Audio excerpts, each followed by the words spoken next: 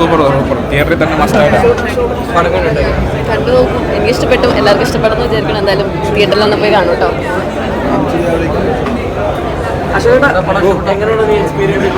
നന്നായിട്ടുണ്ട്, എല്ലാവരും നന്നായിട്ടുണ്ട്. ഇത്രയും ഗ്രേ ഷെയ്ഡ് ഇങ്ങനത്തെ ഒരു ഗ്രേ ഭയങ്കര ഷെയ്ഡുള്ള ക്യാരക്ടർ ഇത് ആ ഒരു എക്സ്പീരിയൻസ് എങ്ങനെ ഉണ്ടായിരുന്നു? കാരണം ഇത് ഫസ്റ്റ് അല്ലേ ഞാനിങ്ങനെ ചെയ്യണത്, അതൊരു ഭയങ്കര കൊതിയുണ്ടായിരുന്നു. നന്നായി എല്ലാവരും പറയുമ്പോൾ സന്തോഷമുണ്ടായിരുന്നു. ഒരു കഴുകനെപ്പോലുള്ള ഒരു കഴുകനുമായിട്ട് സിമിലാരിറ്റി ഉള്ള ഒരു ക്യാരക്ടർ എന്ന് പറയുന്നുണ്ട് അത് കണ്ട സമയത്തൊക്കെ അങ്ങനെ തോന്നിയെങ്കിൽ സന്തോഷം. അശോക്, ഇപ്പം ഈ ഒരു എക്സ്പീരിയൻസ് മൊത്തത്തിൽ എങ്ങനെ ഉണ്ടായിരുന്നു? ഇപ്പം എന്താ പറയാ, ഈ ഒരു ക്രൂവ് ഗംഭീരം.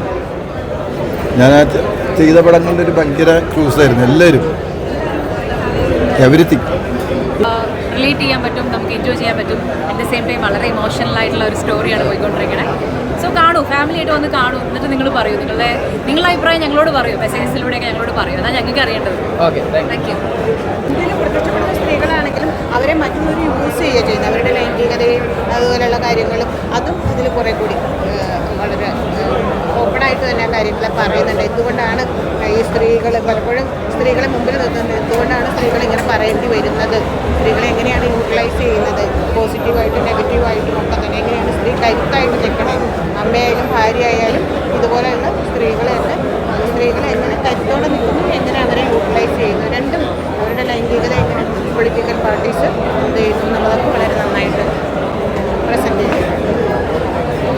നിവിനായിക്കോട്ടെ, പിന്നെ ബാലേന്ദ്രമേനോൻ, എല്ലാവരും നല്ല അടിപൊളി. നിങ്ങൾ കണ്ടിരുന്നോ പടം? ഡയറക്ഷൻ ഒന്നും പറയാനില്ല. ഉണ്ണിയേട്ടൻ ഇപ്പോൾ തിരിച്ചു വന്നു തന്നെ പറയാം. നമ്മൾ കുറേ കാലത്തിന് ശേഷം ബി ഉണ്ണികൃഷ്ണൻ്റെ ഒരു പടം അത്രയും നല്ല ഫ്രെയിമോടെ കാണുകയെന്ന് പറഞ്ഞാൽ അതിൽ സപ്പോർട്ടിങ് ആർട്ടിസ്റ്റൊക്കെ ഒരുപാട് പേര് നല്ല സപ്പോർട്ട് ഉണ്ടായിരുന്നു. എന്താ പറയുക, പടം കണ്ടുകൊണ്ടിരിക്കാനൊരു വലിയ ഇതാണ്. ഞാനതിൽ ചെറിയൊരു സംഭവം ചെയ്തതുണ്ടോ, ഞാനൊരു ചായക്കടക്കാരനായിട്ടൊരു ചെറിയ സംഭവം ഷർഫുദ്ദീൻ്റെ കൂടെ ചെയ്തിട്ടുണ്ടായിരുന്നു.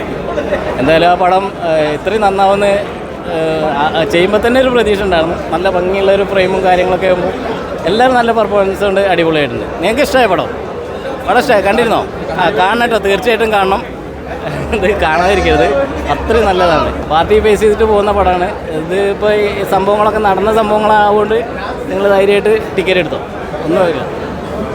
മീഡിയാസ് ആണെങ്കിലും എല്ലാവരും ഇതുവരെയും പറഞ്ഞതൊക്കെ നല്ല അഭിപ്രായമാണ്. ഭയങ്കര സന്തോഷം. നിങ്ങൾക്ക് എന്താ തോന്നിയത്? നല്ല പടമല്ലേ? അപ്പോൾ ഒരുപാട് കഷ്ടപ്പെട്ടിട്ടുണ്ട് അവർ. കാരണം ഉണ്ണിസാറിൻ്റെ ഏറ്റവും ലെങ്ത് ഉള്ള പടമാണിത്. അപ്പോൾ എല്ലാവരും ADs ആണെങ്കിലും ചീഫ് ആണെങ്കിലും മ്യൂസിക് ആണെങ്കിലും ഒരുപാട് അവർ കഷ്ടപ്പെട്ടിട്ടുണ്ട്. അതിൻ്റെ ഒരു ഔട്ട് നമുക്ക് കാണാൻ പറ്റും. ഏകദേശം 100 ഡേയ്സോളം എടുത്ത പടമാണ്. ഭയങ്കര സന്തോഷം. ആള് നിങ്ങളൊക്കെ കാണുന്ന ആൾ തന്നെയാണ്. ഭയങ്കര ചിരിക്കൊടുക്ക കൈൻഡ് ഓഫ് ആളാണ്. നമ്മളെ കംഫർട്ടബിൾ ആക്കും. നമുക്ക് തോന്നില്ല എന്തെങ്കിലും പോലെയാണ് നമ്മളെ കൂടെ നിൽക്കണം എന്നുള്ളത്.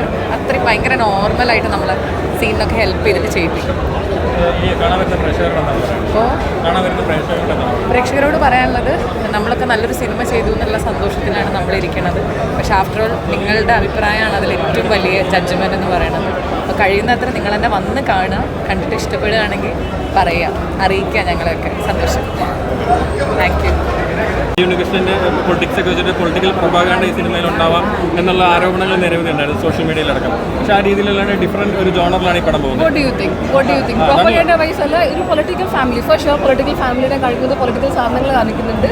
പക്ഷേ ഇതിൻ്റെ മെയിൻ സബ്ജക്റ്റ് ഫാമിലി റിലേഷൻഷിപ്സ് ആണ്.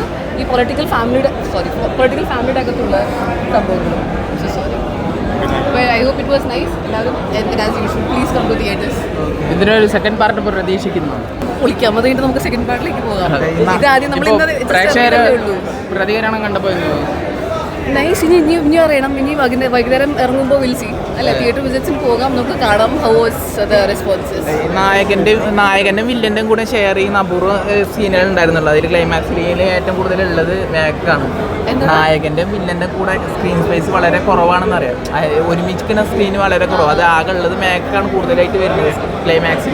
ഞാൻ അങ്ങനെ ഒന്നും എണ്ണാൻ പോയില്ല. But then it was obviously ഒരു വണ്ടർഫുൾ സ്ക്രിപ്റ്റിൻ്റെ ഭാഗമായപ്പോഴത്തേക്കും അതിൻ്റെ ഒരു ത്രില്ലിലാണ്. അങ്ങനെ എനിക്കറിയാം. അത്